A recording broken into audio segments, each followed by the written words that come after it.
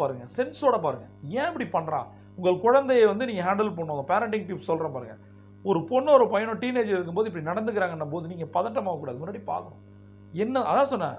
பாலகுமாரன் புத்தகங்களை படியுங்கள் அவ்வளவுதான். மனிதர்களை படிப்பது எப்படின்னு அவர் கற்றுக் கொடுத்துருக்காரு.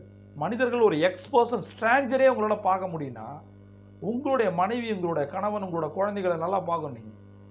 அதான் சொல்லணேன். நம்ம கண்ட்ரோல் அவங்க இருக்கணும். ஆனால் அந்த கண்ட்ரோல் அந்த லேயரை அவங்களுக்கு தெரியக்கூடாது. அதுதான் பேரண்டிங். புரியுதா? அவங்க கேட்டதான் செய்யணும். எது வேணுமோ அதான் செய்யணும். நினச்ச மாதிரி அவங்கள கொண்டு வரணும். அவங்க டைவர்ட் ஆகாமல் பார்த்துக்கணும். ஆனால் அவங்க என்ன பண்ணாலும் நமக்கு தெரியணும். Parenting beautiful art. சொல்கிறேன், யார் மேலேயும் ரொம்ப எக்ஸ்பெக்ட் பண்ணாதீங்க. எக்ஸ்பெக்டேஷன் வைக்கவே வைக்காது.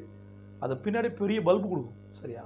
அது இயல்பு தான். நம்ம அந்த பாசம் என்பது அதான் சொல்கிறேன், நம்மளுடைய பெரிய மைனஸ் பாசமாக இருக்கும். அதனால தான் நம்ம நிறைய பேர் இங்கே தோற்கடிக்கப்பட்டிருக்காங்க. திரும்பி சொல்கிறேன், நம்ம தோற்கடிக்கப்படலாம். ஒரு பிஸ்னஸில் யாரோ நம்பி பணம் கொடுத்தோம். அவர் அக்ரிமெண்ட்டில் யாரோ நண்பருக்காக ஜாமீன் போட்டோம்.